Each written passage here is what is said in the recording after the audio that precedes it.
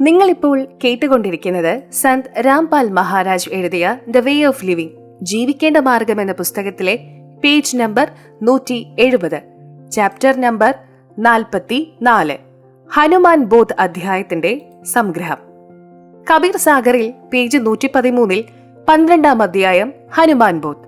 കബീർ സാഗറിന്റെ ഈ അധ്യായത്തിൽ വായു ഭഗവാന്റെ പുത്രനായ ഹനുമാൻജിയും അഭയം പ്രാപിച്ചതിന്റെ ഒരു വിവരണമുണ്ട്. ധർമ്മദാസ് ജി ഒരു ചോദ്യം ചോദിച്ചു. ഓ പരമോന്നത ദൈവമായ കബീർ ബന്ദിച്ചോഡ് ജി, വായുപുത്രനായ ഹനുമാൻജിയെ നിങ്ങൾ കണ്ടുമുട്ടിയിട്ടുണ്ടോ? ഉത്തരം: പരമേശ്വരനായ കബീർജിയുടെ ഉത്തരം: അതെ. ചോദ്യം: ധർമ്മദാസ് ജിയുടെ ചോദ്യമാണ്. ഓ പ്രഭു, നിങ്ങളുടെ അറിവും അദ്ദേഹം സ്വീകരിച്ചോ?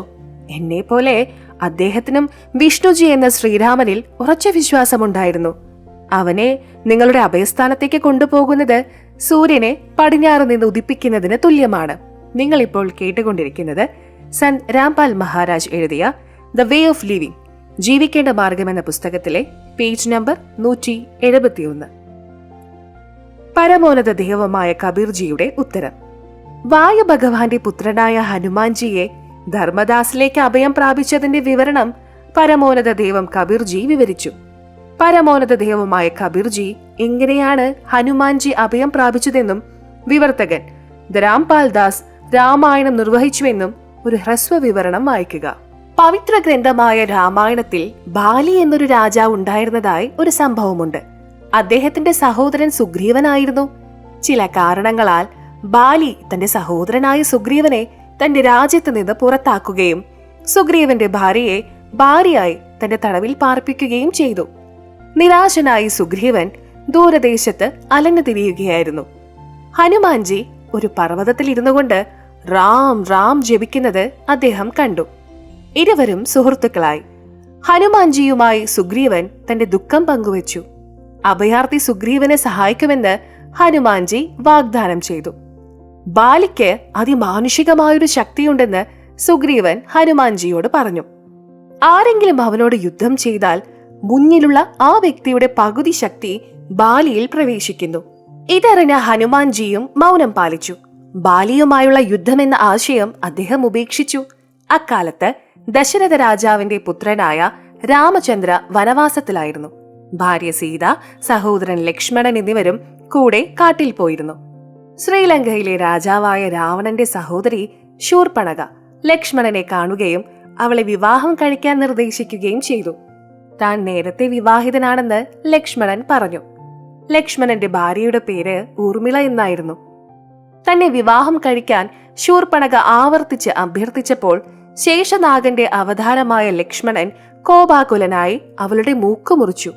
ശൂർപ്പണഖ തന്റെ സഹോദരനായ രാവണനോട് തന്റെ കഷ്ടതയുടെ കഥ വിവരിച്ചു. മുഴുവൻ വിവരണവും പറഞ്ഞു. പ്രതികാരം ചെയ്യാൻ രാമന്റെ ഭാര്യ സീതയെ തട്ടിക്കൊണ്ടുപോരാൻ രാവണൻ ഗൂഢാലോചന നടത്തി. ഒരു മുനിയുടെ വേഷം ധരിച്ച് തന്റെ മാമൻ മാരീചിന്റെ സഹകരണത്തോടെ രാവണൻ സീതയെ തട്ടിക്കൊണ്ടുപോയി. സീതയെ തേടി ശ്രീരാമനും ലക്ഷ്മണനും വനത്തിൽ അലഞ്ഞു തിരിയുകയായിരുന്നു. ആ സമയത്ത് അവർ ശ്രീ ഹനുമാനെയും ശ്രീ സുഗ്രീവനെയും കണ്ടു. അവർ പരസ്പരം പരിചയപ്പെടുത്തി. സുഗ്രീവൻ തന്റെ സങ്കടം ശ്രീരാമനോട് പറഞ്ഞു. ശ്രീരാമചന്ദ്രൻ ഒരു നിബന്ധന വെച്ചു.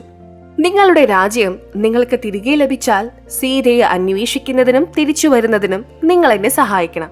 കരാർ ഉറപ്പിച്ചു. ശ്രീരാമചന്ദ്രജി ബാലിയെ മരത്തിന്റെ മറവിൽ നിന്ന് വധിക്കുകയും സുഗ്രീവനെ പട്ടാഭിഷേകം ചെയ്യുകയും ചെയ്തു. സുഗ്രീവൻ വാക്കു പാലിച്ചു. സീതയെ തേടി 4 ദിശകളിലേക്കും വാനരന്മാരെ അയച്ചു. ഒരു പക്ഷി ജടായു ശ്രീരാമനോട് പറഞ്ഞു, ലങ്കാ രാജാവായ രാവണൻ സീതയെ തട്ടിക്കൊണ്ടുപോയി. അമ്മയെ അവനിൽ നിന്ന് രക്ഷിക്കാൻ ശ്രമിച്ചപ്പോൾ അവൻ എന്റെ ചിറകുകൾ മുറിച്ചു മാറ്റി. സീതയെ തിരികെ കൊണ്ടുവരാൻ രാവണനെ പ്രേരിപ്പിക്കാൻ ശ്രീരാമൻ ഹനുമാനെ തന്റെ ദൂതനാക്കി. സീതയെ ശ്രീ ഹനുമാനെ വിശ്വസിക്കാൻ ശ്രീരാമൻ അദ്ദേഹത്തിന് ശ്രീരാമൻ എന്ന് എഴുതിയ മോതിരം നൽകി. എന്നെ കാണാൻ വന്ന ആൾ ശ്രീരാമനാൽ അയച്ചതാണെന്ന് സീതയ്ക്ക് ആ മോതിരം കൊണ്ട് ഹനുമാനെ വിശ്വസിക്കാം. ഹനുമാൻ ശ്രീരാമന്റെ മോതിരമെടുത്ത് ആകാശത്ത് പറന്ന് ശ്രീലങ്കയിലേക്ക് പോയി. രാവണന് നൗലഖ ഉദ്യാനമുണ്ടായിരുന്നു. രാക്ഷസനായ രാവണൻ സീതയെ ബന്ദിയാക്കിയിരുന്നു. ഹനുമാൻജി അമ്മ സീതയെ മോതിരം നൽകി തന്നെ വിശ്വസിപ്പിച്ചു. നിങ്ങളിപ്പോൾ കേട്ടുകൊണ്ടിരിക്കുന്നത് സന്ത് രാംപാൽ മഹാരാജ് എഴുതിയ ദ വേ ഓഫ് ലിവിംഗ്, ജീവിക്കേണ്ട മാർഗം എന്ന പുസ്തകത്തിലെ പേജ് നമ്പർ 172. രാവണൻ തന്നോട് ചെയ്യുന്ന എല്ലാ ക്രൂരതകളും സീതാജി ഹനുമാൻജിയോട് വെളിപ്പെടുത്തി. സീതാജി തന്റെ കയ്യിൽ നിന്ന് തന്റെ ബ്രേസ്ലെറ്റ്, അതായത് വിവാഹവള ഊരി ഹനുമാൻജിക്ക് കൊടുത്തു. അവൾ പറഞ്ഞു, സഹോദരാ, ഈ വള ശ്രീരാമനെ കാണിച്ചാൽ സീതയെ അന്വേഷിച്ചതിൽ നീ വിജയിച്ചുവെന്ന് അദ്ദേഹം വിശ്വസിക്കും. സീത ഹനുമാന്റെ കൂടെ പോകാൻ വിസമ്മതിച്ചു. ഞാൻ നിന്റെ കൂടെ പോകില്ല. ഹനുമാൻ പഴം കഴിക്കാനുള്ള ആഗ്രഹം പ്രകടിപ്പിച്ചു. സീത പറഞ്ഞു, സഹോദരാ, കുറച്ച് പഴങ്ങൾ നിലത്ത് വീണാൽ അത് നിങ്ങൾക്ക് കഴിക്കാം. പക്ഷേ മരത്തിൽ നിന്ന് പഴം പറിച്ചെടുത്ത് കഴിക്കാൻ എനിക്ക് പോലും അനുവാദമില്ല. ഇതിൽ പ്രകോപിതനായ ഹനുമാൻജി ആദ്യം മരം ഒടിച്ചു. പിന്നെ അവൻ പഴുത്ത പഴം കഴിച്ചു. എന്നിട്ട് ആ മരം കടലിലെറിഞ്ഞു. ഈ രീതിയിൽ ഹനുമാൻജി രാവണന്റെ നൗലഖ ഉദ്യാനം നശിപ്പിക്കുകയും മരങ്ങൾ സമുദ്രത്തിലേക്ക് എറിയുകയും ചെയ്തു. ലങ്കാരാജാവായ രാവണൻ ഹനുമാന്റെ വാലിൽ വസ്ത്രങ്ങളും പന്നിയും കെട്ടി കത്തിച്ചു. ഹനുമാൻ തന്റെ വാലിൽ തീജ്വാല കൊണ്ട് രാവണന്റെ ലങ്കയെ ജ്വലിപ്പിച്ചു. അതിനുശേഷം ആകാശത്ത് പറന്നു. ഹനുമാൻ സമുദ്രം കടന്ന് ഒരു കുന്നിൻ മുകളിൽ ഇറങ്ങി. രാവിലെ ആയിരുന്നു. മലമുകളിലെ ജലസംഭരണിയിൽ ശുദ്ധജലം നിറഞ്ഞു. സമീപത്ത് ഫലവൃക്ഷങ്ങളുള്ള ഒരു പൂന്തോട്ടമുണ്ടായിരുന്നു. ഹനുമാൻജിക്ക് വിശന്നു. കുളിച്ചാലോ എന്ന് ആലോചിച്ചു. അയാൾ ആ വള പാറയിൽ സൂക്ഷിച്ചു. കുളിക്കുമ്പോൾ ശ്രീ ഹനുമാന്റെ ഒരു കണ്ണ് ബ്രേസ്ലെറ്റിൽ പതിഞ്ഞു. ഒരു ലങ്കൂർ കുരങ്ങൻ വന്ന് ബ്രേസ്ലെറ്റ് എടുത്തുകൊണ്ടുപോയി. കുരങ്ങൻ വള കടലിലേക്ക് എറിയുമോ എന്ന് ഹനുമാൻജി ആശങ്കാകുലനായി. എന്റെ കഠിനാധ്വാനമെല്ലാം വെറുതെയാകും. ഇപ്പോൾ ലങ്കയിലേക്കുള്ള വഴി പോലും അടഞ്ഞുകിടക്കുകയാണ്. വിചിത്രമായ അസ്വസ്ഥതയിൽ ഹനുമാൻജി കുരങ്ങിനെ പിന്തുടർന്നു. അവന്റെ കൺമുന്നിൽ കുരങ്ങൻ ഒരു മുനിയുടെ കുടിലിന് പുറത്ത് സൂക്ഷിച്ചിരുന്ന പാത്രത്തിൽ വളയിട്ടു. മുന്നോട്ടോടി. ഹനുമാൻജി ഒരു ദീർഘനിശ്വാസം വിട്ടു. ബ്രേസ്ലെറ്റ് പുറത്തെടുക്കാൻ പാത്രത്തിലേക്ക് നോക്കിയപ്പോൾ പാത്രത്തിൽ സമാനമായ നിരവധി വളകൾ ഉള്ളതായി കണ്ടു. ഹനുമാൻജി വീണ്ടും കുഴപ്പത്തിലായി. അയാൾ വളകൾ പുറത്തെടുത്ത് പരിശോധിച്ചു. അവ ഒരു വ്യത്യാസവും കണ്ടില്ല. ഏത് ബ്രേസ്ലെറ്റ് ആണ് നമ്മുടെ? ഞാൻ തെറ്റായൊരു ബ്രേസ്ലെറ്റ് എടുത്തേക്കാം. ഇത് സീതയുടെ വളയില്ലെന്ന് ശ്രീരാമൻ പറയും. എന്റെ ശ്രമം നിഷ്ഫലമാകും. ഹനുമാൻജിയുടെ വിഷമം കണ്ട് ഒരു സന്യാസി മുന്നിൽ പുഞ്ചിരിക്കുന്നുണ്ടായിരുന്നു. അദ്ദേഹം കുടിലിന് പുറത്ത് ഇരിക്കുകയായിരുന്നു. മഹർഷി പറഞ്ഞു, വായുപുത്ര, നീ എന്ത് കഷ്ടത്തിലാണ്? ഹനുമാൻജി പറഞ്ഞു, മുനി, ലങ്കയിലെ രാജാവായ രാവണൻ ശ്രീരാമചന്ദ്രജിയുടെ ഭാര്യ സീതയെ തട്ടിക്കൊണ്ടുപോയി. അവൾ എവിടെയാണെന്ന് ഞാൻ കണ്ടെത്തി. മഹർഷി പറഞ്ഞു, എത്രാമത്തെ രാമചന്ദ്രനെ പറ്റിയാണ് നിങ്ങൾ പറയുന്നത്? ഹനുമാൻജി ആശ്ചര്യപ്പെട്ടു. ഈ മുനി ഇന്ദ്രിയത്തിലാണോ അതോ കഞ്ചാവിന്റെ ഫലത്തിലാണോ? ഹനുമാൻജി ചോദിച്ചു. ഹേ മഹർഷി, ധാരാളം രാമന്മാരുണ്ടോ? മഹർഷി പറഞ്ഞു, അതെ, ധാരാളം രാമന്മാർ ഉണ്ടായിട്ടുണ്ട്. ഭാവിയിലും അവർ ജനിക്കുകയും മരിക്കുകയും ചെയ്യും. മുനിയുടെ പെരുമാറ്റം ഹനുമാൻജിക്ക് ഇഷ്ടപ്പെട്ടില്ല. പക്ഷെ മുനിയോട് തർക്കിക്കുന്നത് യോഗ്യമല്ലെന്ന് അറിയാം. മുനി ചോദിച്ചു, പഴം കഴിക്കൂ, ഞാൻ ഭക്ഷണം തയ്യാറാക്കാം. ഭക്ഷണം കഴിക്കൂ, നീ ക്ഷീണിച്ചിരിക്കുന്നു, ഒന്ന് വിശ്രമിക്കൂ. ഹനുമാൻജി പറഞ്ഞു, മുനി, എന്റെ സമാധാനമെല്ലാം നഷ്ടപ്പെട്ടു. അമ്മ സീത എനിക്കൊരു വള തന്നു. ആ വളയില്ലാതെ ശ്രീരാമചന്ദ്രൻ സീതയെ കണ്ടെത്തിയെന്ന് വിശ്വസിക്കില്ല. ആ വള പാറയിൽ വച്ചുകൊണ്ട് ഞാൻ കുളിക്കുകയായിരുന്നു. ഒരു കുരങ്ങൻ അത് പാത്രത്തിലിട്ടിരിക്കുന്നു. ഏതാണ് യഥാർത്ഥ ബ്രേസ്ലെറ്റ് എന്ന് എനിക്ക് തിരിച്ചറിയാൻ കഴിയുന്നില്ല. എല്ലാ വളകളും എനിക്ക് സമാനമാണെന്ന് തോന്നുന്നു. പരമോന്നത ദൈവം കബീർജി ഋഷ്യരൂപത്തിൽ പറഞ്ഞു, ഓ വായുപുത്ര, പ്രിയേ, നിങ്ങൾക്ക് ഏതെങ്കിലും ഒരു ബ്രേസ്ലെറ്റ് എടുക്കാം. വ്യത്യാസമില്ല. അദ്ദേഹം പറഞ്ഞു, ഈ പാത്രത്തിൽ എത്ര വളകൾ ഉണ്ടെങ്കിലും ദശരഥന്റെ പുത്രനായ ശ്രീരാമനിലേക്കുള്ള വനവാസവും സീതയെ തട്ടിക്കൊണ്ടുപോകലും ഹനുമാൻ അവളെ തിരയലും നടന്നിട്ടുണ്ട്. ഹനുമാൻജി പറഞ്ഞു, മുനി, നീ പറയുന്നത് ഞാൻ അംഗീകരിക്കുന്നു. പക്ഷേ എന്നോടിത് പറയൂ. സീതയെ തട്ടിക്കൊണ്ടുപോകുമ്പോഴെല്ലാം ഹനുമാൻ അവളുടെ സ്ഥാനം കണ്ടെത്തി ഒരു വള കൊണ്ടുവരണമെന്ന് ഞാൻ നിങ്ങളോട് ആവശ്യപ്പെടുന്നു. ഒരു കുരങ്ങ് വള പാത്രത്തിലിടുന്നു. വള പാത്രത്തിൽ വെച്ചിട്ട് ഹനുമാൻ എന്താണ് കൊണ്ടുപോകുന്നത്? മുനീന്ദർജി പറഞ്ഞു, ഈ പാത്രത്തിൽ പോകുന്ന ഏതൊരു വസ്തുവും ഇരട്ടിച്ചു മാറാൻ കഴിയും. ഒരു ബ്രേസ്ലെറ്റ് എടുക്കുക. നിങ്ങൾക്ക് ഒരു പ്രശ്നവും ഉണ്ടാകില്ല. ഹനുമാൻജിക്ക് മറ്റു വഴികളില്ലായിരുന്നു. പാത്രത്തിൽ നിന്ന് ഒരു ബ്രേസ്ലെറ്റ് എടുത്ത് അവൻ പറന്നു. നിങ്ങൾ ഇപ്പോൾ കേട്ടുകൊണ്ടിരിക്കുന്നത് സൻ രാംപാൽ മഹാരാജ് എഴുതിയ ദ വേ ഓഫ് ലിവിംഗ്, ജീവിക്കേണ്ട മാർഗം എന്ന പുസ്തകത്തിലെ പേജ് നമ്പർ 173. ഹനുമാൻജി സീതാജിയുടെ ബ്രേസ്ലെറ്റ് ശ്രീരാമചന്ദ്രജിക്ക് നൽകി. സീതാമാതാവ് പറഞ്ഞതെല്ലാം പറഞ്ഞു. ബ്രേസ്ലെറ്റ് കണ്ട് ശ്രീരാമചന്ദ്രജി വികാരധീനനായി. അദ്ദേഹം ഹനുമാൻജിയെ ആശ്ലേഷിച്ചു. രാമചന്ദ്രജി പറഞ്ഞു, അല്ലയോ വായുപുത്ര, അങ്ങയുടെ അനുഗ്രഹം ഞാൻ എങ്ങനെ തിരികെ നൽകും? നിങ്ങളുടെ ജീവൻ അപകടത്തിലാക്കിക്കൊണ്ട് നിങ്ങൾ എന്റെ വളരെ ബുദ്ധിമുട്ടുള്ള ഒരു ദൗത്യം നിർവഹിച്ചു. ഈ ബ്രേസ്ലെറ്റ് സീതയ്ക്ക് മാത്രമുള്ളതാണ്. ഇപ്പോൾ ഞാൻ ഒരു മീറ്റിംഗ് വിളിക്കാം. നമുക്ക് കൂടുതൽ ആസൂത്രണം ചെയ്യാം.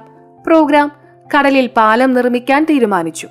മുനീന്ദർ മുനിയുടെ അനുഗ്രഹത്താൽ ദൽനീലിന്റെ കൈകളിൽ ഒരു ശക്തിയുണ്ട്. അവർ തങ്ങളുടെ കൈകൊണ്ട് ഏതെങ്കിലും വസ്തു വെള്ളത്തിലിട്ടാൽ അത് മുങ്ങിപ്പോകില്ല. ഏത് വസ്തുക്കളായാലും, ഉദാഹരണം അവർ വെച്ചിരുന്ന കല്ലുകൾ, വെങ്കല പാത്രങ്ങൾ മുതലായവ വെള്ളത്തിൽ പൊങ്ങിക്കിടക്കാൻ ഉപയോഗിച്ചിരുന്നു. അക്കാലത്ത് അഭിമാനം കൊണ്ടും അവരുടെ പ്രശംസയുടെ ആഗ്രഹം കൊണ്ടും നൽനീൽ അവരുടെ ഗുരു മുനീന്ദ്ര എന്ന മഹർഷിയുടെ നാമം സ്മരിച്ചില്ല. അതുമൂലം അവരുടെ ആ ശക്തി അവസാനിച്ചു. രാമചന്ദ്രജിക്കും ഹനുമാനോടൊപ്പം അവിടെയുണ്ടായിരുന്ന എല്ലാ യോദ്ധാക്കൾക്കും അസ്വസ്ഥത തോന്നി. ശ്രീരാമൻ മുട്ടോളം വെള്ളത്തിൽ 3 ദിവസം തുടർച്ചയായി നിന്നുകൊണ്ട് സമുദ്രത്തോട് വഴിമാറാൻ അഭ്യർത്ഥിച്ചു. പക്ഷേ സമുദ്രം കുലുങ്ങിയില്ല. അപ്പോൾ ശ്രീരാമൻ ലക്ഷ്മണനോട് പറഞ്ഞു, എന്റെ അഗ്നി അസ്ത്രം പുറത്തെടുക്കൂ. അടിയുടെ ഭാഷ മാത്രം മനസ്സിലാക്കാൻ കഴിയുന്ന ഒരു വ്യക്തിയെ വാക്കുകൾ കൊണ്ട് ഉപദേശിക്കാൻ കഴിയില്ല. ഉടനെ ബ്രാഹ്മണ രൂപം കൈക്കൊണ്ട് സമുദ്രം ശ്രീരാമന്റെ മുന്നിൽ കൂപ്പുകൈകളോടെ പറഞ്ഞു, ഭഗവാനെ, ഒരു ലോകം മുഴുവൻ എന്റെ ഉള്ളിൽ കുടിക്കൊള്ളുന്നു. പാപം ചെയ്യരുത്. നിങ്ങളുടെ ജോലിയും പൂർത്തിയാകാൻ എന്തെങ്കിലും ചെയ്യുക.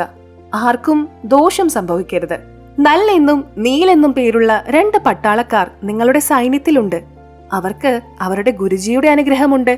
കല്ലുകൾ പോലും അവരുടെ കൈകളാൽ എന്റെ മേൽ പൊങ്ങിക്കിടക്കും. നളനോടും നീലിനോടും സമുദ്രത്തിൽ ഒരു കല്ലിട്ട് തങ്ങളുടെ കഴിവ് പ്രകടിപ്പിക്കാൻ ആവശ്യപ്പെട്ടു. നളനും നീലും തങ്ങളെ തന്നെ മഹത്വപ്പെടുത്തണമെന്ന് ചിന്തിച്ചു. അവരുടെ ഗുരുവിനെ ഓർത്തില്ല.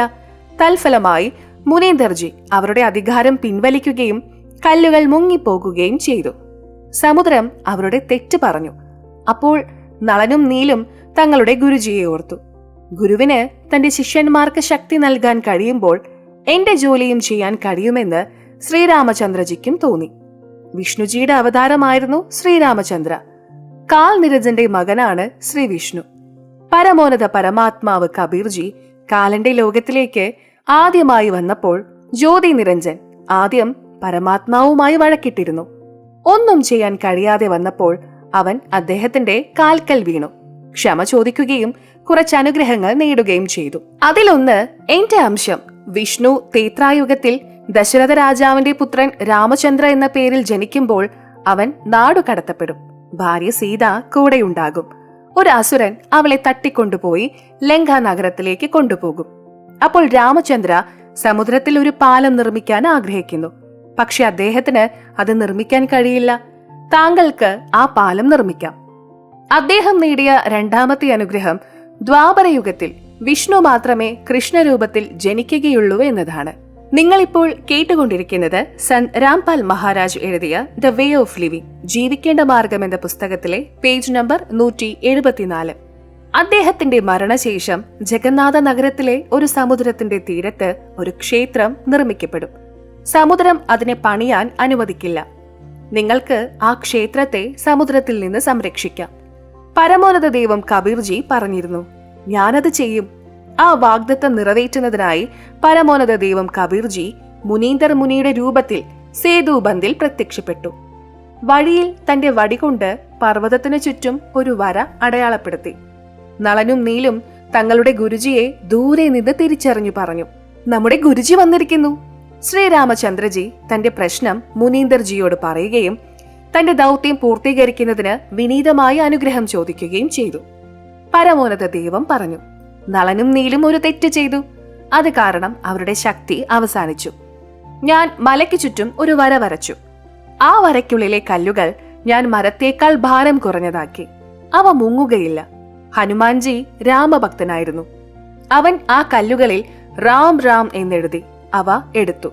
അവൻ അവയെ വെള്ളത്തിലിട്ടപ്പോൾ അവ മുങ്ങിയില്ല. നളനും നീലും വാസ്തുശില്പികളായിരുന്നു, അതായത് പ്രഗത്ഭരായ മേസൺമാർ. അതുകൊണ്ടാണ് നളനും നീലും കല്ലുകൾ കൊത്തി പരസ്പരം ഘടിപ്പിച്ചത്. നേരത്തെ ശ്രീരാമന് കല്ലുകൾ പൊങ്ങിക്കിടക്കാൻ കഴിഞ്ഞില്ല. നളനും നീലും പോലും പരാജയപ്പെട്ടു. ഹനുമാൻ പോലും അവിടെ റാം റാം ജപിച്ചുകൊണ്ടിരുന്നു. കല്ലുകൾ പൊങ്ങിക്കിടക്കണമെന്ന് അദ്ദേഹം ആഗ്രഹിച്ചു. പക്ഷെ എല്ലാം വെറുതെയായി. മുനീന്ദർജി, കബീർജി കല്ലുകൾ ഭാരം കുറഞ്ഞതാക്കി. ഇക്കാരണത്താൽ കല്ലുകൾ കടലിൽ മുങ്ങിയില്ല. ഹനുമാൻജി തന്റെ ദൈനംദിന റാം റാം ജപം ചെയ്യാൻ ഭക്തിയോടെ കല്ലുകളിൽ റാം റാം എഴുതുകയായിരുന്നു. അവൻ എവിടെയിരുന്നാലും അവിടെ തന്നെ ചെടികളിലും മരങ്ങളിലും റാം റാം എന്ന് എഴുതുമായിരുന്നു. ഹനുമാൻജിക്ക് ദശരഥന്റെ പുത്രൻ ശ്രീരാമചന്ദ്രജി ആരാണെന്ന് പോലും അറിയില്ലായിരുന്നു. അദ്ദേഹത്തെ കാണുന്നതിന് മുൻപ് തന്നെ അദ്ദേഹം റാം റാം എന്ന് വിളിക്കുന്നു. നളനും നീലും ചേർന്ന് പൊങ്ങിക്കിടക്കുന്ന പാലം പണിതതായി നാടോടിക്കഥകളിൽ നാം കേട്ടിട്ടുണ്ട്. അടിസ്ഥാനമില്ലാത്ത കഥകൾ. കല്ലുകളിൽ ഹനുമാൻ റാം എന്ന് എഴുതിയതുകൊണ്ടാണ് കല്ലുകൾ ഒഴുകിപ്പോയതെന്ന് ആരോ പറയാറുണ്ട്. ശ്രീരാമന്റെ കഴിവുകൊണ്ട് കല്ലുകൾ പൊങ്ങിക്കിടക്കുകയായിരുന്നുവെന്നും നമ്മൾ കേട്ടിരുന്നു. കാരണം കല്ലുകൾ പൊങ്ങിക്കിടക്കുന്നതിനെ കുറിച്ച് നടന്ന ചർച്ചയും മലയിലെ കല്ലുകൾ താൻ ഉണ്ടാക്കിയെന്ന മുനീന്ദർ മഹർഷിയുടെ പ്രസ്താവനയും 20-30 പേരുടെ മുന്നിൽ മാത്രമാണ് നടന്നത്. യുദ്ധത്തിനെത്തിയവർ ബാക്കിയുള്ള കോടിക്കണക്കിന് ആളുകൾ ഓർഡർ കിട്ടിയപ്പോൾ തന്നെ കല്ലുകൾ കൊണ്ടുവരാൻ തുടങ്ങി. ഹനുമാൻജി റാം റാം എഴുതുന്നത് അവർ കണ്ടു. മറ്റു ചിലർ ആ കല്ലുകൾ പെറുക്കിക്കൊണ്ടുവന്നു. പിന്നീട് നളനും നീലും കല്ലുകൾ കൊണ്ട് പാലം പണിയുകയായിരുന്നു. ശ്രീരാമചന്ദ്രജി നളനെയും നീലനെയും പുകഴ്ത്തുകയായിരുന്നു. അവിടെയുണ്ടായിരുന്ന മറ്റുള്ളവർ പരസ്പരം പറഞ്ഞു, കല്ലുകളിൽ ഹനുമാൻ റാം റാം എന്ന് എഴുതിയിരിക്കുന്നു. അതിന്റെ ഫലമായി കല്ലുകൾ പൊങ്ങിക്കിടക്കുന്നു.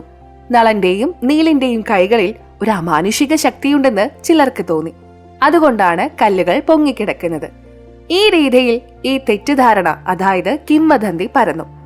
പാലം പണിതതിനു ശേഷം എല്ലാവരും യുദ്ധത്തിൽ മുഴുകി. അവരിൽ ഭൂരിഭാഗവും മരിച്ചു. അവശേഷിച്ചവർ അവരവരുടെ വീടുകളിലേക്ക് പോയി. അവർ തങ്ങളുടെ ഗ്രാമങ്ങളിലും നഗരങ്ങളിലും ഈ തെറ്റായ വിവരങ്ങൾ പ്രചരിപ്പിച്ചു. അത് ഇന്നും അനിഷേധ്യമായി നടക്കുന്നു. ഈ ദാസ്, അതായത് രാംപാൽ ദാസ് പറഞ്ഞതാണ് സത്യം. യുദ്ധം നടന്നു. ശ്രീരാമന്റെ സൈന്യത്തിന് നേരെ നാഗ്ഫാസ് എന്ന ആയുധം പുറത്തിറങ്ങി. അതിന്റെ ഫലമായി ശ്രീരാമൻ, ഹനുമാൻ, ജാംബവൻ, സുഗ്രീവൻ, അങ്കദ് എന്നിവരോടൊപ്പം മുഴുവൻ സൈന്യവും സർപ്പങ്ങളാൽ ബന്ധിക്കപ്പെട്ടു. സർപ്പങ്ങൾ അവരെ ചുറ്റിപ്പിടിച്ച് ശരീരവുമായി കൈകൾ പോലും ബന്ധിച്ചു. ഒരു കർഷകൻ കരിമ്പ് കെട്ടുന്നത് പോലെ അവർ നിഷ്ക്രിയരായി. തുടർന്ന് ഗരുഡനെ വിളിച്ചു. ഗരുഡൻ സർപ്പങ്ങളെയെല്ലാം ഛേദിച്ചു കളഞ്ഞു.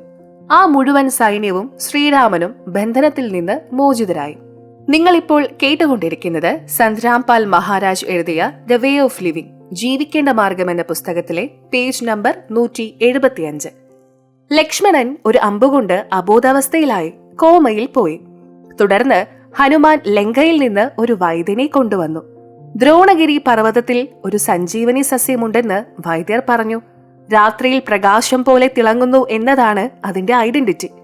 സൂര്യോദയത്തിന് മുൻപ് ആ സസ്യം കൊണ്ടുവന്നാൽ ലക്ഷ്മണന് ബോധമുണ്ടാകും. വൈകിയാൽ മരണമുറപ്പാണ്. ശ്രീരാംജി ഈ ദൗത്യം ഹനുമാൻജിയെ ഏൽപ്പിച്ചു. ബജ്രംഗ് ബലി, നിങ്ങളല്ലാതെ മറ്റാർക്കും ഈ ദൗത്യം നിർവഹിക്കാൻ കഴിയില്ല. ഉത്തരവ് ലഭിച്ചയുടൻ ഹനുമാൻജി ആകാശത്ത് പറന്നു. അസുരന്മാർ അവരുടെ അമാനുഷിക ശക്തിയാൽ ദ്രോണഗിരിയിലെ മറ്റെല്ലാ വ്യാജ സസ്യങ്ങളിലും വെളിച്ചം നിറച്ചു. ആ ഔഷധ സസ്യങ്ങൾ എണ്ണത്തിൽ വളരെ കുറവാണെന്ന് വൈദ്യർ പറഞ്ഞിരുന്നു. പകൽ സമയത്ത് അവയെ തിരിച്ചറിയാൻ കഴിയില്ല. കാരണം ഇതിനു ചുറ്റും സമാനമായ സസ്യങ്ങൾ വളരുന്നു. ഇത് മനസ്സിലാക്കാൻ ഹനുമാന് അധിക സമയം വേണ്ടി വന്നില്ല. ഹനുമാൻ ദ്രോണഗിരി പർവ്വതം തന്നെ പൊക്കി ആകാശത്ത് പറന്നു. ശ്രീരാമനും ലക്ഷ്മണനും ഹനുമാൻജിയോട് തങ്ങളുടെ സഹോദരനായ ഭരതന്റെ ശക്തിയെക്കുറിച്ച് ഹനുമാനോട് പറഞ്ഞിരുന്നു. അവർ പറയാറുണ്ടായിരുന്നു, ഭരതൻ ഇന്ന് ഇവിടെ ഉണ്ടായിരുന്നെങ്കിൽ രാവണനെയും അവന്റെ 1,00,000 പുത്രന്മാരെയും അവന്റെ 1.25 ലക്ഷം പേരക്കുട്ടികളെയും അവൻ ഒറ്റയ്ക്ക് യമലോകത്തിലേക്ക്, മരണദേവന്റെ സ്ഥലത്തേക്ക് അയക്കുമായിരുന്നു. ഹനുമാൻജിക്ക് തോന്നി, വഴിയിൽ വെച്ച് ഞാൻ ഭരതനെ പരീക്ഷിക്കട്ടെ. രാവണനും രാമനും തമ്മിൽ യുദ്ധം നടക്കുകയാണെന്ന് ഭരതന് അറിയാമായിരുന്നു. ഹനുമാൻജി ഒരു പർവ്വതത്തോടൊപ്പം ആകാശത്തിലൂടെ പോകുന്നത് കണ്ടപ്പോൾ ഏതോ ഭൂതം പോകുന്നതായി അയാൾക്ക് തോന്നി. അയാൾക്ക് വളരെയധികം നാശമുണ്ടാക്കാൻ കഴിയും. ഭരതൻ അമ്പെയ്തു. ഹേ റാം, ഹേ റാം എന്ന് ആക്രോശിച്ചുകൊണ്ട് അമ്പ് തന്നിൽ പതിച്ചതായി നടിച്ച ഹനുമാൻജി നിലത്ത് വീണു. അവൻ മലയും നിലത്ത് സൂക്ഷിച്ചു. റാം എന്ന വാക്ക് കേട്ടപ്പോൾ ഈ വ്യക്തി നമ്മുടെ പക്ഷത്താണെന്ന് ഭരതൻ തിരിച്ചറിഞ്ഞു. അവൻ ഹനുമാൻജിയുടെ അടുത്ത് ചെന്ന് ചോദിച്ചു, നീ ആരാണ്? എവിടെ പോകുന്നു? എന്തിനാണ് പർവ്വതം ചുമക്കുന്നത്? എന്റെ പേര് ഭരതൻ. ഞാൻ ശ്രീരാമന്റെയും ലക്ഷ്മണന്റെയും സഹോദരനാണ്. ഹനുമാൻജി അവനോട് പറഞ്ഞു. എന്റെ പേര് ഹനുമാൻ. രാമനും രാവണനും തമ്മിൽ യുദ്ധം നടക്കുന്നു. നിങ്ങളുടെ സഹോദരൻ ലക്ഷ്മണൻ അസ്ത്രം കൊണ്ട് ബോധരഹിതനായി. ദ്രോണഗിരി പർവ്വതത്തിലെ ഒരു ഔഷധ സസ്യമാണ് ചികിത്സയ്ക്കായി വൈദ്യർ പറഞ്ഞിരിക്കുന്നത്. എനിക്കത് തിരിച്ചറിയാൻ കഴിഞ്ഞില്ല. അതിനാൽ ഞാൻ പർവ്വതം തന്നെ എടുത്തു. സൂര്യോദയത്തിന് മുൻപ് എനിക്ക് അവിടെ എത്തണം, അല്ലെങ്കിൽ ലക്ഷ്മണൻ മരിക്കും. നിങ്ങൾ ഒരു പരിഗണനയും കൂടാതെ അമ്പെയ്തു. ഞാനിപ്പോൾ എങ്ങനെ അവിടെ എത്തും? സൂര്യോദയത്തിന് ശേഷം ലക്ഷ്മണൻ ലോകത്ത് ജീവിച്ചിരിക്കില്ല. ഭരതൻ അവനോട് അമ്പെയ്തതിന്റെ കാരണം പറഞ്ഞു. ഹേ ആഞ്ജനേയപുത്ര, വിഷമിക്കേണ്ട.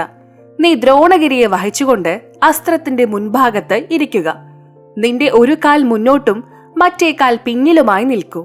ഞാൻ നിങ്ങൾ എത്തുന്നതിന് മുൻപ് തന്നെ അമ്പിലൂടെ നിങ്ങളെ പർവ്വതത്തോടൊപ്പം ലങ്കയിലെത്തിക്കും. നിങ്ങൾ ഇപ്പോൾ കേട്ടുകൊണ്ടിരിക്കുന്നത് സന്ത് രാംപാൽ മഹാരാജ് എഴുതിയ ദ വേ ഓഫ് ലിവിംഗ്, ജീവിക്കേണ്ട മാർഗം എന്ന പുസ്തകത്തിലെ പേജ് നമ്പർ 175. ഹനുമാൻ തന്റെ ശക്തിയിൽ വളരെ അഭിമാനിച്ചിരുന്നു. നിലത്ത് സൂക്ഷിച്ചിരുന്ന അമ്പിൽ തന്റെ 2 കാലുകളും ശരിയായി വെച്ചുകൊണ്ട് ഹനുമാൻജി അതിൽ നിന്നുകൊണ്ട് പർവ്വതം കയ്യിൽ വഹിച്ചു. ഭരതൻ ഹനുമാനും പർവ്വതത്തോടും കൂടി നിലത്തുനിന്നും അമ്പെടുത്ത് വില്ലിന്റെ ചരടിൽ വെച്ചുകൊണ്ട് അത് വിടുവാനായി നെഞ്ചോടു ചേർത്തു. ഹനുമാൻജി ആശ്ചര്യപ്പെട്ടു, ചിന്തിച്ചു. അദ്ദേഹം എന്റെയും ദ്രോണഗിരിയുടെയും ഭാരം അമ്പ് ഉയർത്തിയതുപോലെ ഉയർത്തി. ഹനുമാൻജി പറഞ്ഞു, ഹേ ദശരഥപുത്ര, ഞാൻ നിന്നെ പരീക്ഷിക്കുകയായിരുന്നു. ഞാൻ ആരോഗ്യവാനാണ്. ഞാൻ തന്നെ പറന്ന് സമയത്തിന് മുൻപ് അവിടെ എത്തും. നിങ്ങൾ ഇപ്പോൾ കേട്ടുകൊണ്ടിരിക്കുന്നത് സന്ത് രാംപാൽ മഹാരാജ് എഴുതിയ ദ വേ ഓഫ് ലിവിംഗ്, ജീവിക്കേണ്ട മാർഗം എന്ന പുസ്തകത്തിലെ പേജ് നമ്പർ 176. നിന്റെ 2 സഹോദരന്മാരും നിന്നെ പുകഴ്ത്തുമായിരുന്നു. ഭരതൻ ഇവിടെ ഉണ്ടായിരുന്നെങ്കിൽ അവൻ മാത്രം മതിയാകുമായിരുന്നു രാവണന്റെ സൈന്യത്തിനു വേണ്ടി. അവരുടെ പ്രസ്താവനകൾ ഞാൻ വിശ്വസിച്ചില്ല. ഇന്ന് ഞാൻ എന്റെ സ്വന്തം കണ്ണുകൊണ്ട് കാണുന്നു.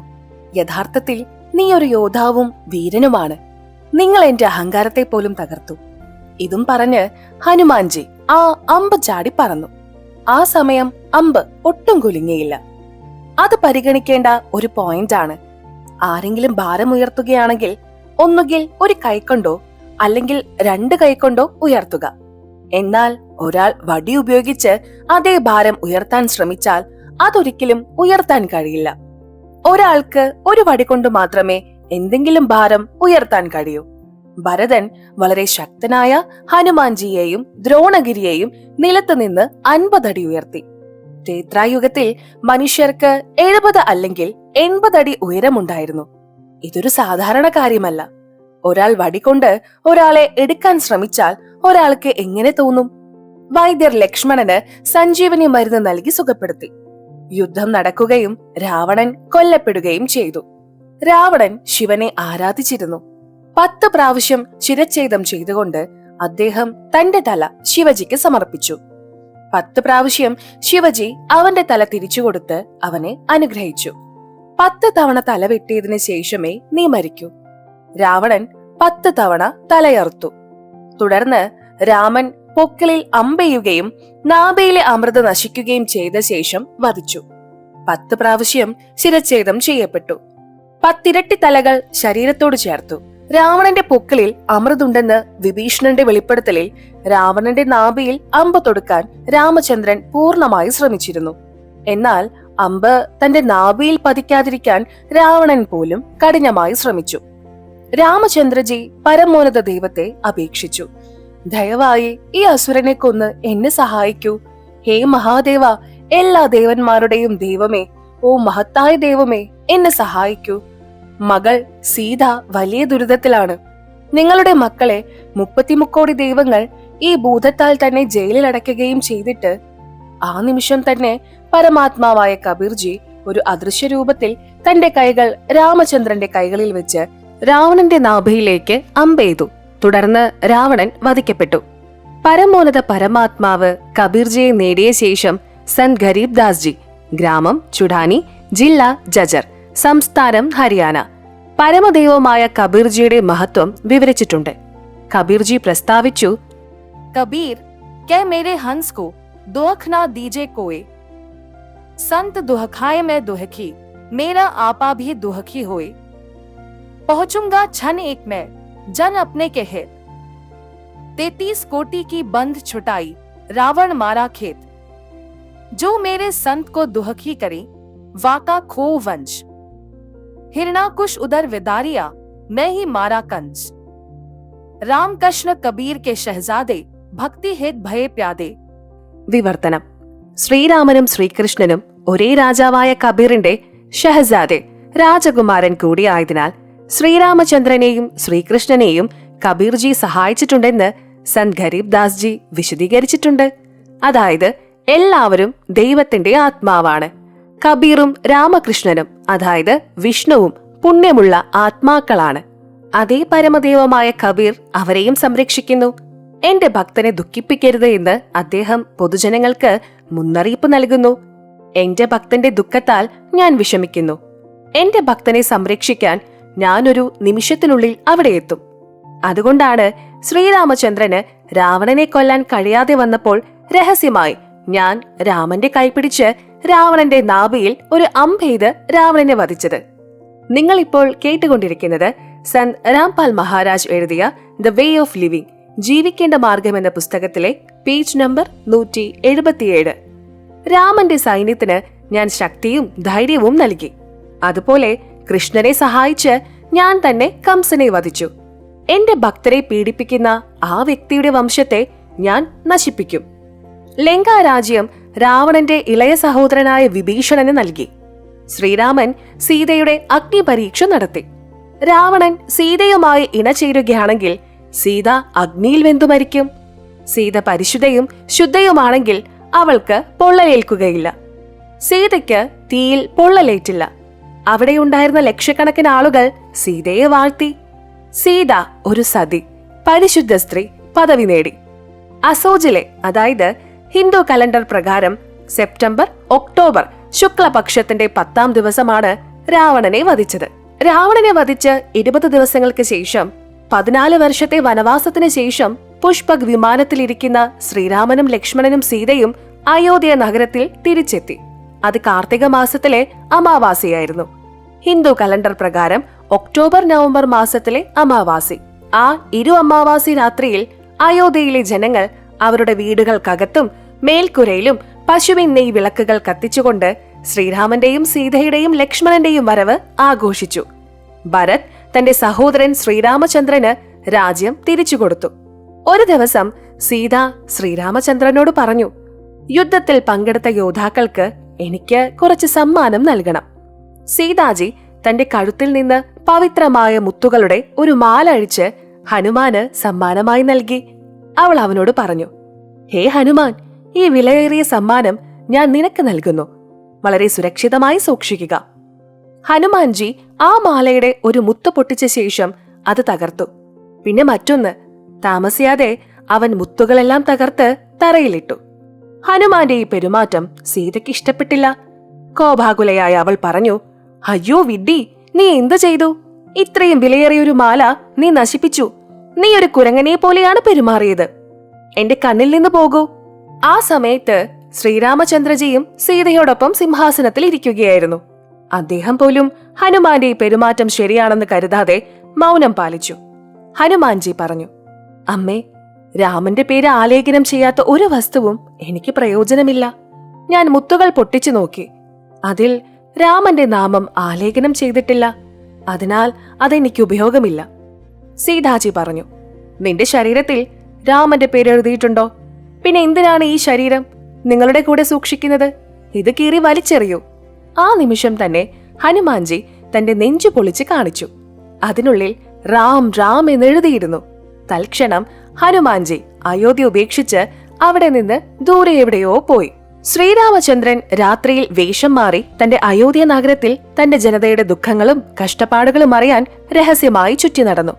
കുറച്ചു വർഷങ്ങൾക്ക് ശേഷം രാമചന്ദ്രജി രാജാവ് അയോധ്യയിലെ തെരുവുകളിൽ രാത്രി കറങ്ങുമ്പോൾ ഒരു വീട്ടിൽ നിന്ന് വലിയ ശബ്ദങ്ങൾ ഉയർന്നു. രാമചന്ദ്ര രാജാവ് അടുത്തു ചെന്ന് സംഭാഷണം കേട്ടു. ഒരു അലക്കുകാരന്റെ ഭാര്യ വഴക്കിനെ തുടർന്ന് വീട് വിട്ടിറങ്ങി. അവൾ 2-3 ദിവസം സഹോദരിയുടെ വീട്ടിൽ താമസിച്ചു. പിന്നെ അവൾ മടങ്ങി. അലക്കുകാരൻ അവളെ അടിക്കുന്നു. അവൻ പറഞ്ഞു, എന്റെ വീട്ടിൽ നിന്ന് പോകൂ. നിങ്ങൾ 2 രാത്രി വീടിന് പുറത്ത് താമസിച്ചു. ഞാൻ നിന്നെ വീട്ടിൽ നിർത്തില്ല.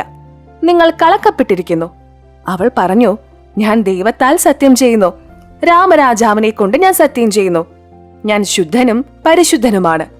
നീ എന്നെ തല്ലിയപ്പോൾ ദേഷ്യത്തിൽ ഞാൻ ചേച്ചിയുടെ വീട്ടിൽ പോയി. ഞാൻ നിരപരാധിയാണ്. അലക്കുകാരൻ പറഞ്ഞു, വർഷങ്ങളോളം രാവണനോടൊപ്പം താമസിച്ചിരുന്ന തന്റെ കളങ്കപ്പെട്ട ഭാര്യയെ വീട്ടിലേക്ക് കൊണ്ടുവന്ന ദശരഥന്റെ മകൻ രാമനല്ല ഞാൻ. അയോധ്യ നഗരത്തിലെ എല്ലാ സ്ത്രീ പുരുഷന്മാരും ഇതിനെക്കുറിച്ചാണ് സംസാരിക്കുന്നത്. നിങ്ങളിപ്പോൾ കേട്ടുകൊണ്ടിരിക്കുന്നത് സൻ രാംപാൽ മഹാരാജ് എഴുതിയ ദ വേ ഓഫ് ലിവിംഗ്, ജീവിക്കേണ്ട മാർഗം എന്ന പുസ്തകത്തിലെ പേജ് നമ്പർ 178. അത്തരമൊരു മനുഷ്യന് എന്ത് ജീവിതമാണുള്ളത്? ആരുടെ ഭാര്യയാണ് ദുഷിപ്പിക്കപ്പെട്ടത്? അലക്കുകാരന്റെ വായിൽ നിന്ന് ഈ വാക്കുകൾ കേട്ടപ്പോൾ രാജാവ് രാമന്റെ ചെവിയിൽ ചൂടുള്ള എണ്ണ പുരട്ടിയതുപോലെ തോന്നി. അടുത്ത ദിവസം രാമചന്ദ്രജി ഒരു നിയമസഭ വിളിച്ച് നഗരത്തിൽ നടക്കുന്ന ചർച്ചയെക്കുറിച്ച് പറഞ്ഞു. ഞാൻ സീതയെ കൊട്ടാരത്തിൽ നിന്ന് പുറത്താക്കുമ്പോൾ മാത്രമേ ഈ ചർച്ച നിർത്തുകയുള്ളൂ. ഉടൻ തന്നെ സീതയെ നിയമസഭയിലേക്ക് വിളിപ്പിക്കുകയും കൊട്ടാരത്തിന് പുറത്തു പോകാൻ ആജ്ഞാപിക്കുകയും ചെയ്തു. അവളോട് കാരണവും പറഞ്ഞു. സീത അപേക്ഷിച്ചു, ഭഗവാനെ, നീ എന്റെ അഗ്നിപരീക്ഷയും നടത്തി. രാവണൻ എന്നോട് ഇണചേർന്നിട്ടില്ലെന്ന് ഞാൻ എന്റെ ആത്മാവിൽ നിന്ന് പറയുന്നു. മറ്റൊരു സ്ത്രീയെ ബലാത്സംഗം ചെയ്താൽ നിങ്ങൾ തൽക്ഷണം മരിക്കുമെന്ന് അദ്ദേഹത്തിന് ഒരു മുനിയുടെ ശാപമുണ്ടായിരുന്നു എന്നതാണ് കാരണം. മറ്റൊരു സ്ത്രീയുടെ സമ്മതത്തോടെ നിങ്ങൾ സഹകരിക്കുകയാണെങ്കിൽ ഇത് സംഭവിക്കില്ല. അതിന്റെ ഫലമായി ഇണചേരാൻ രാവണന് എന്നെ തൊടാൻ പോലും കഴിഞ്ഞില്ല. ഭഗവാനെ, ഞാൻ ഗർഭിണിയാണ്. അത്തരമൊരവസ്ഥയിൽ ഞാൻ എവിടെ പോകും? രാവണനെ പോലെയുള്ള മനുഷ്യർക്ക് ഒരു കുറവുമില്ല. ഉത്തരവിട്ടതിനു ശേഷം രാമചന്ദ്രജി നിയമസഭയിൽ നിന്ന് ഇറങ്ങിപ്പോയി. പോകുമ്പോൾ അദ്ദേഹം പറഞ്ഞു, ഞാൻ വിമർശനത്തിന് വിധേയനാകാൻ ആഗ്രഹിക്കുന്നില്ല. എന്റെ വംശം കളങ്കപ്പെടും. തന്റെ കാൽ കീഴിൽ നിന്ന് ഭൂമി വഴുതിപ്പോകുന്നത് പോലെ സീതയ്ക്ക് തോന്നി. അവൾ ആകാശത്ത് ഇരുട്ട് കണ്ടു. അവൾക്ക് ഈ ലോകത്തിൽ ഇനി ഏതാനും ദിവസങ്ങൾ മാത്രം ബാക്കിയുണ്ടെന്ന് തോന്നി. സീത അയോധ്യ ഉപേക്ഷിച്ച് യാത്രയായി. തന്റെ രാമനെയും അവന്റെ കൊട്ടാരങ്ങളെയും കാണാൻ ശ്രമിച്ചുകൊണ്ട് അവൾ തിരിഞ്ഞു നോക്കി. ദൂരെ ഒരു കാട്ടിൽ പോയി ക്ഷീണിതനായി ബോധരഹിതയായി വാൽമീകി മഹർഷിയുടെ കുടിലിന് സമീപം നിലത്ത് വീണു. വാൽമീകി മുനി കുളിക്കാൻ ആശ്രമത്തിൽ നിന്ന് ഇറങ്ങി. മുന്നിൽ ഒരു ഗർഭിണി അബോധാവസ്ഥയിൽ കിടക്കുന്നത് കണ്ട് അദ്ദേഹം അവളുടെ അടുത്തേക്ക് ചെന്നു. അവൻ തന്റെ ആശ്രമത്തിൽ നിന്ന് ഒരു മരുന്ന് കൊണ്ടുവന്ന് സീതയുടെ വായിൽ വെച്ചു. അന്ന് വേനൽക്കാലമായിരുന്നു. അയാൾ അവളുടെ മുഖത്ത് അല്പം തണുത്ത വെള്ളം തളിച്ചു. ഉടനെ തന്നെ സീതയ്ക്ക് ബോധം വന്ന് എഴുന്നേറ്റിരുന്നു. മഹർഷി അവളുടെ പേരും ഗ്രാമവും ചോദിച്ചു. അവൾ പറഞ്ഞു, താഴെ ഭൂമിയും മുകളിലുള്ള ആകാശവും മറ്റൊന്നും പറയാൻ വിസമ്മതിച്ചു. മുനിമാർ ദയയുള്ളവരാണ്. അവൻ പറഞ്ഞു, മകളെ, ഈ ലോകം സ്വാർത്ഥമാണ്. നിങ്ങൾ എന്റെ ആശ്രമത്തിൽ വന്നതിന് ദൈവത്തിന് നന്ദി. മകളെ, എന്നെ നിന്റെ പിതാവായി കണക്കാക്കി എന്നോടൊപ്പം നിൽക്കൂ. സീതാജി വാൽമീകി മഹർഷിയുടെ ആശ്രമത്തിൽ താമസിക്കാൻ തുടങ്ങി. മഹർഷിയും കാര്യങ്ങൾ മുന്നോട്ട് കൊണ്ടുപോയി. പരമോന്നത പരമാത്മാവ് കബീർജി തേത്രായുഗത്തിൽ മുനീന്ദർജിയുടെ രൂപത്തിൽ ദിവ്യകൃത്യങ്ങൾ നിർവഹിക്കാൻ വന്നിരുന്നു. അദ്ദേഹം ഹനുമാൻജിയെ കാണുകയും സത് സാഹിബ് എന്ന് പറഞ്ഞുകൊണ്ട് അഭിവാദ്യം ചെയ്യുകയും ചെയ്തു. ഹനുമാൻജി റാം റാം എന്ന് പറഞ്ഞ് മുനിയെ അഭിവാദ്യം ചെയ്യാൻ എഴുന്നേറ്റു. അദ്ദേഹം തന്നെ ഒരു കല്ലിലിരുന്നു. മറ്റൊരു കല്ലിൽ ഇരിക്കാൻ മുനിയോട് അഭ്യർത്ഥിച്ചു. രണ്ടുപേരും ഇരുന്നു. ഹനുമാൻജി മുനിയെ തിരിച്ചറിയാൻ ശ്രമിച്ചു. മുനി പറഞ്ഞു, ഹനുമാൻ, നീ എന്താണ് ചിന്തിക്കുന്നത്? ഞാൻ അതേ ഋഷിയാണ്. ആ വാനരൻ സീതയുടെ വള എന്റെ ആശ്രമത്തിലെ ഒരു പാത്രത്തിൽ ഇട്ടിരുന്നു. അതിൽ സമാനമായ മറ്റു വളകൾ ഉണ്ടായിരുന്നു. ഹേ ഹനുമാൻ, എങ്ങനെയായിരുന്നു ആ വള? മഹർഷിയെ തിരിച്ചറിയാൻ ഹനുമാൻ അധികം സമയമെടുത്തില്ല. അയാൾ വീണ്ടും അദ്ദേഹത്തെ വന്ദിച്ചു. ഹേ മഹർഷി, എന്താണ് നിങ്ങൾ ഇവിടെ എത്തിച്ചത്? പരമോന്നത ദൈവം കബീർജി പറഞ്ഞു. മുനീന്ദർ മുനിയുടെ രൂപത്തിൽ പറഞ്ഞു. ഓ വായുപുത്ര, നിങ്ങൾക്ക് ഭക്തിയുടെ അറിവ് പകരാൻ ഞാൻ വന്നിരിക്കുന്നു. ദശരഥന്റെ പുത്രനായ രാമചന്ദ്രനെ നിങ്ങൾ പൂർണ്ണ പരമാത്മാവായി കണക്കാക്കി ആരാധിക്കുന്നു. നിങ്ങൾ ഇരുട്ടിലാണ്. ജനിക്കുകയും മരിക്കുകയും ചെയ്യുന്നവന് പൂർണ്ണ ദൈവമാകാൻ കഴിയില്ല. സമ്പൂർണനായ പരമാത്മാവ് അനശ്വരനാണ്. നിങ്ങളിപ്പോൾ കേട്ടുകൊണ്ടിരിക്കുന്നത് സന്ത് രാംപാൽ മഹാരാജ് എഴുതിയ ദ വേ ഓഫ് ലിവിംഗ്, ജീവിക്കേണ്ട മാർഗം എന്ന പുസ്തകത്തിലെ പേജ് നമ്പർ 179.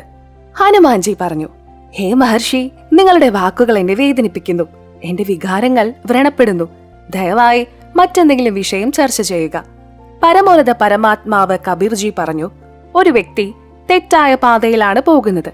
അത് ശരിയാണെന്ന് കരുതി അയാൾ ആ വഴിയിലൂടെ സഞ്ചരിക്കുന്നു. ആ പാത കൊള്ളക്കാരുടെ ക്യാമ്പിലേക്ക് നയിക്കുന്നു. നിങ്ങൾ നടക്കുന്ന പാതയിൽ നിങ്ങളുടെ ജീവനും വസ്തുക്കളും അപകടത്തിലാണെന്ന് ഒരു മാന്യൻ അവനോട് പറഞ്ഞാൽ, മുന്നിൽ കൊള്ളക്കാരുടെ ഒരു ക്യാമ്പുണ്ട്. അവർ ആദ്യം ഒരാളെ കൊല്ലുകയും പിന്നീട് അവനെ കൊള്ളയടിക്കുകയും ചെയ്യുന്നു. നിങ്ങൾ എന്റെ വികാരങ്ങളെ വ്രണപ്പെടുത്തുന്നുവെന്ന് ആ വ്യക്തി പറഞ്ഞാൽ അതെത്രത്തോളം ശരിയാണ്? ഹനുമാൻജി മൗനം പാലിച്ചു. പക്ഷേ അദ്ദേഹം പറയുന്നത് കേട്ട് പുഞ്ചിരിച്ചു. നിങ്ങൾ സത്യമാണ് സംസാരിക്കുന്നത്. ഹനുമാൻജിയുടെ മുഖത്തെ ശാന്തത കണ്ടപ്പോൾ പരമോന്നത ദൈവം കബീർജി അദ്ദേഹത്തോട് പറഞ്ഞു, ശ്രീരാമചന്ദ്രജി വിഷ്ണുജിയുടെ അവതാരമാണ്. ശ്രീ വിഷ്ണുജി, ശ്രീ ബ്രഹ്മാജി, ശ്രീ ശിവജി എന്നിവരുടെ പിതാവ് കാലബ്രഹ്മാണ്. അദ്ദേഹത്തെ ജ്യോതി നിരഞ്ജൻ എന്നും വിളിക്കുന്നു. തന്റെ തെറ്റുമൂലം കാലന് ഈ ശാപം ലഭിച്ചു. അവൻ ദിവസവും 1,00,000 മനുഷ്യരെ ഭക്ഷിക്കും. ദിവസവും 1,04,1 മനുഷ്യരെ ഉൽപ്പാദിപ്പിക്കും. അതിനാൽ അവൻ തന്റെ 3 മക്കളെയും ഓരോ വകുപ്പിന് അധിപന്മാരാക്കി. രജോ ഗുണിന്റെ സ്വാധീനത്തിൽ എല്ലാ ജീവജാലങ്ങളും സന്താനങ്ങളെ പുനരുൽപാദിപ്പിക്കാൻ പ്രചോദിപ്പിക്കപ്പെടുന്നു. അതിന്റെ ഫലമായി ഒരു തെറ്റിദ്ധാരണയിൽ ബ്രഹ്മാവാണ് സൃഷ്ടാവ് എന്ന് വിശ്വസിക്കപ്പെടുന്നു. യഥാർത്ഥ സൃഷ്ടാവാണ് സമ്പൂർണ്ണ ദൈവം. നിങ്ങളിപ്പോൾ കേട്ടുകൊണ്ടിരിക്കുന്നത് സന്ത് രാംപാൽ മഹാരാജ് എഴുതിയ ദ വേ ഓഫ് ലിവിംഗ്, ജീവിക്കേണ്ട മാർഗം എന്ന പുസ്തകത്തിലെ പേജ് നമ്പർ 179. കാലൻ തന്റെ 2ാമത്തെ മകനായ വിഷ്ണുവിന് സത്വഗുണം നൽകി. കർമ്മങ്ങൾക്കനുസരിച്ചുള്ള പരിപാലന വകുപ്പ്. വിഷ്ണുവാണ് കാലൻ തന്റെ 3ാമത്തെ പുത്രനായ തമോ ഗുണ ശിവന് ഈ 1,00,000 മനുഷ്യരെ കൊന്ന് അവനിലേക്ക് അയക്കാനുള്ള വകുപ്പ് നൽകിയിരിക്കുന്നത്. കാലൻ തന്നെ മറഞ്ഞിരിക്കുന്നു. അത് നിങ്ങൾ കാണുന്നു. നിരാകാരനെന്ന് ഇവിടെ ധരിച്ചിരിക്കുന്നത്. അനശ്വരമായ ദേവന്മാർ പോലും മരിക്കുന്നു. ബ്രഹ്മാവ്, വിഷ്ണു, ശിവൻ എന്നിവരും ജനിക്കുകയും മരിക്കുകയും ചെയ്യുന്നു. പ്രായപൂർത്തിയായി ജീവിക്കുന്ന എല്ലാവർക്കും വാർദ്ധക്യമുണ്ട്. വാർദ്ധക്യവും മരണവുമില്ലാത്ത ഒരു ലോകമുണ്ട്, സ്ഥലമുണ്ട്. മറ്റൊരാളുടെ ഭാര്യയെ അപഹരിക്കുന്ന രാവണൻ അവിടെയില്ല. നിങ്ങളുടെ കൺമുന്നിൽ ഒരു സീതയെ രക്ഷിക്കാൻ രാമനും തമ്മിൽ നടന്ന യുദ്ധത്തിൽ നിരവധി ആളുകളും മറ്റു ജീവജാലങ്ങളും കൊല്ലപ്പെട്ടു. ശ്രീരാമചന്ദ്രനു വേണ്ടി നിങ്ങൾ നിങ്ങളുടെ ജീവൻ അപകടത്തിലാക്കുകയും ലങ്കയ്ക്ക് തീയിടുകയും ചെയ്തു. രാവണന്റെ സഹോദരൻ അഹിരാവൺ, പാതാളിലെ രാജാവ്, പാതാളലോകത്തെ രാജാവ്, രാമനെയും ലക്ഷ്മണനെയും തട്ടിക്കൊണ്ടുപോയി. അവൻ അവരെ ബലിയർപ്പിക്കാൻ ഒരുങ്ങുകയായിരുന്നു. നിങ്ങൾ അവിടെ പോയി അവരെ 2 പേരെയും ജീവനോടെ തിരികെ കൊണ്ടുവന്നു. നീ പറയൂ, അവർ ദൈവമാണോ? ദാഗ് അസ്ത്ര ആയുധം ഉപയോഗിച്ചുള്ള ആക്രമണത്തിൽ സർപ്പങ്ങൾ ശ്രീരാമനെയും നിങ്ങളെയും മുഴുവൻ സൈന്യത്തെയും ലക്ഷ്മണനെയും കെട്ടിയപ്പോൾ സർപ്പങ്ങളെല്ലാം നിങ്ങളെ ചുറ്റി. നിങ്ങളെല്ലാവരും നിസ്സഹായരായിരുന്നു. ഏതാനും നിമിഷങ്ങൾക്കുള്ളിൽ രാവണന്റെ സൈന്യം നിങ്ങളെയെല്ലാം അനായാസം വെട്ടിനിരത്തുമായിരുന്നു. ആ സമയം ഗരുഡനെ ആവാഹിച്ചു. അവൻ സർപ്പങ്ങളെ വെട്ടിമുറിച്ചു. രാമചന്ദ്രനും നിങ്ങളും ബന്ധനത്തിൽ നിന്ന് മോചിതരായി. അടിമത്തത്തിൽ നിന്ന് സ്വയം മോചിപ്പിക്കാൻ കഴിയാതെ ദൈവം നിസ്സഹായനാണെങ്കിൽ ആരാധകർക്ക് എന്ത് സംഭവിക്കും? കാട്ടെ ബന്ധത് വിപത് മേ കഠിൻ കിയോ സംഗ്രാം, ജിൻഹോരെ നർ പ്രാണിയോ ഗരുഡ് ബഡോ കെ രാം. പരിഭാഷ. ഈ വാണിയുടെ വിവർത്തനം മുകളിൽ ചെയ്തിട്ടുണ്ട്. ഹനുമാൻജി പറഞ്ഞു, മുനി, സമുദ്രത്തിൽ പാലം പണിയുന്നത് ഒരു സാധാരണക്കാരന്റെ ചുമതലയാണോ? ദൈവമില്ലാതെ അത് നിർമ്മിക്കാൻ കഴിയുമായിരുന്നില്ല. സമന്ദർ പാണ്ഡി ലങ്ക ഗയോ സീതാ കോ ഭർത്താർ, അഗസ് ഋഷി സാതോ പിയെ ഇൻമേ കോൺ കർത്താർ. പരിഭാഷ. അഥവാ സമുദ്രത്തിൽ പാലം പണിതതിനാൽ ശ്രീരാമചന്ദ്രനെ നിങ്ങൾ പരമാത്മാവായി കണക്കാക്കുന്നുവെങ്കിൽ അഗസ്ത്യ മുനി 7 സമുദ്രങ്ങളും കുടിച്ചു വറ്റിച്ചു. ഈ 2 പേരിൽ ആരാണ് പരമാത്മാവ്? മുനീന്ദർജി പറഞ്ഞു. നിങ്ങൾ മറന്നോ? ഒരു സന്യാസി വന്നിരുന്നു.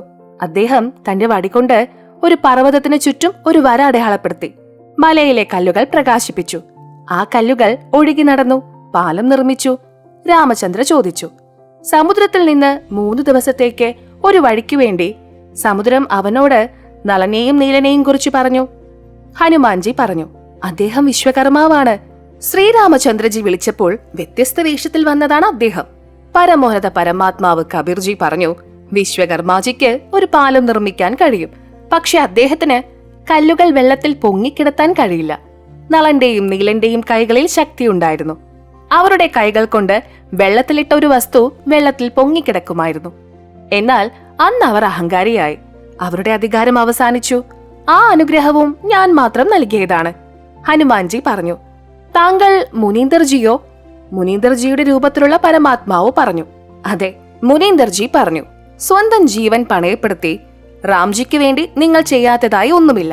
സീത നിങ്ങളോട് മോശമായ വാക്കുകൾ പറയുകയും അവരുടെ കൊട്ടാരം വിട്ടുപോകാൻ നിങ്ങളോട് ആവശ്യപ്പെടുകയും ചെയ്യുമ്പോൾ ആ സമയം ശ്രീരാമൻ അവിടെ തന്നെ ഇരിക്കുകയായിരുന്നു.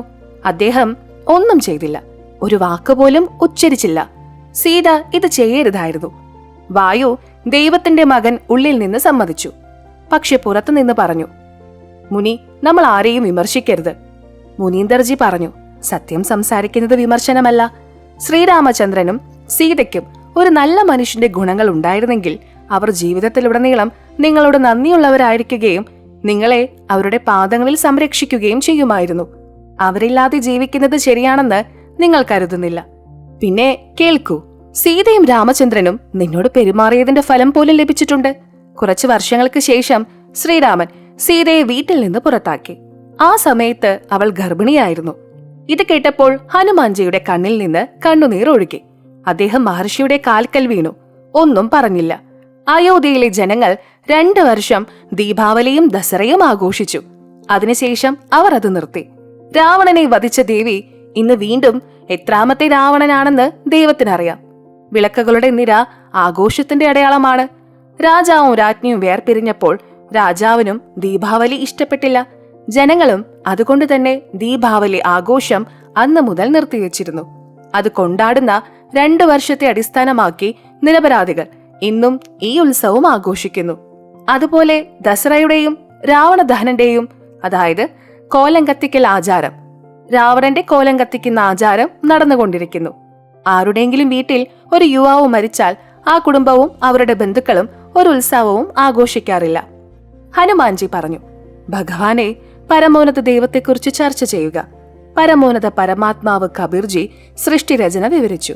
യഥാർത്ഥ കഥ കേട്ടപ്പോൾ ഹനുമാൻജി സന്തോഷിച്ചു. സത്യലോകം കാണിക്കുവാൻ അദ്ദേഹം അഭ്യർത്ഥിച്ചു. പരമാത്മാവ് ആകാശത്ത് പറന്നു. ഹനുമാൻജി അദ്ദേഹത്തെ നിരീക്ഷിക്കുകയായിരുന്നു. പരമോന്നതൻ കുറച്ചു സമയത്തേക്ക് അപ്രത്യക്ഷനായി. ഹനുമാൻജി വിഷമിച്ചു. ഇനി ഈ മുനിയെ ഞാൻ എങ്ങനെ കണ്ടെത്തും? അപ്പോഴാണ് ആകാശത്ത് ഒരു പ്രത്യേക പ്രകാശം ദൃശ്യമായത്. ഹനുമാൻജിക്ക് ദിവ്യദർശനം നൽകി പരമാത്മാവ് ഇദ്ദേഹത്തിന് സത്ലോകം കാണിച്ചു കൊടുത്തു. നിങ്ങളിപ്പോൾ കേട്ടുകൊണ്ടിരിക്കുന്നത് സന്ത് രാംപാൽ മഹാരാജ് എഴുതിയ ദ വേ ഓഫ് ലിവിംഗ്, ജീവിക്കേണ്ട മാർഗം എന്ന പുസ്തകത്തിലെ പേജ് നമ്പർ 181. മുനീന്ദർജി ഒരു സിംഹാസനത്തിൽ ഇരിക്കുന്നതായി കാണപ്പെട്ടു. അദ്ദേഹത്തിന്റെ ശരീരത്തിന്റെ തേജസ് വളരെ വലുതായിരുന്നു. അദ്ദേഹത്തിന് ഒരു കിരീടമുണ്ടായിരുന്നു.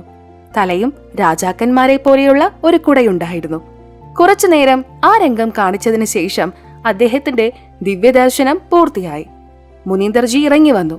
ഇതാണ് പരമദൈവമെന്ന് ഹനുമാൻജിക്ക് ഉറപ്പായി. സത്യലോകം സന്തോഷത്തിന്റെ ഇടമാണ്. പരമോന്നത പരമാത്മാവായ കബീർജിയിൽ നിന്ന് ദീക്ഷ സ്വീകരിക്കുകയും തന്റെ ജീവിതം ധന്യമാക്കുകയും ചെയ്തു. അവൻ മോക്ഷം പ്രാപിക്കാൻ യോഗ്യനായി തീർന്നു. ഈ വിധത്തിൽ പരമോന്നത പരമാത്മാവ് കബീർജി, പരമാത്മാവ് ദയാലുവായ ഹനുമാൻജിക്ക് അഭയം കൊടുത്തു. പരോപകാരിയായ ഒരു ആത്മാവിന് ഈ ലോകവും ഈ കാലനാഥന്മാരും പരോപകാരത്തിന്റെ ഫലം നൽകുന്നില്ലെങ്കിലും പരമാത്മാവ് തീർച്ചയായും അത്തരം ആത്മാക്കളെ തന്റെ അഭയത്തിൽ സ്വീകരിക്കുന്നു. കാരണം അത്തരം ആത്മാക്കൾ മാത്രമാണ് പരമഭക്തരായി ഭക്തി അനുഷ്ഠിച്ച് മോക്ഷം നേടുന്നത്. പരോപകാരികളായ ആത്മാക്കളെ വഞ്ചിക്കുന്ന ലൗകിക ആളുകൾ അവരുടെ ജീവിതകാലം മുഴുവൻ കഷ്ടപ്പെടുന്നു. ശ്രീരാമചന്ദ്രന് തന്റെ അവസാന നിമിഷങ്ങളിൽ സ്വന്തം മക്കളായ ലവന്റെയും കുശന്റെയും കൈകളിൽ പരാജയം ഏറ്റുവാങ്ങേണ്ടി വന്നു. സീതാജി രാമനെ കാണുന്നത് യോഗ്യമാണെന്ന് കരുതിയില്ല. എല്ലാവരുടെയും കൺമുന്നിൽ അവൾ ഭൂമിയിലേക്ക് പ്രവേശിച്ചു. ഈ പശ്ചാത്താപത്തോടെ ശ്രീരാമചന്ദ്രജി അയോധ്യയ്ക്ക് സമീപം ഒഴുകുന്ന സരയൂ നദിയിൽ മുങ്ങി ജലസമാധി ചെയ്ത്, അതായത് ജലത്തിൽ മുങ്ങി തന്റെ ജീവിതം അവസാനിപ്പിച്ചു. ദരിദ്രനായ ഹനുമാൻജി നിസ്വാർത്ഥമായി സഹായിച്ചതിന്റെ പ്രതിഫലം ലഭിച്ചു. ദൈവം തന്നെ വന്നു അവനോട് മോക്ഷത്തിലേക്കുള്ള വഴി പറഞ്ഞുകൊടുത്തു. അവന്റെ ക്ഷേമം ചെയ്തു. ഹനുമാൻജിക്ക് വീണ്ടും ഒരു മനുഷ്യജീവൻ ലഭിക്കും. അപ്പോൾ പരമോന്നത ദൈവം കബീർജിയെ അഭയം പ്രാപിച്ച ശേഷം അവന് മോക്ഷം നൽകും. യഥാർത്ഥ ഭക്തിയുടെ വിത്ത് ആ ആത്മാവിൽ വിതച്ചിരിക്കുന്നു.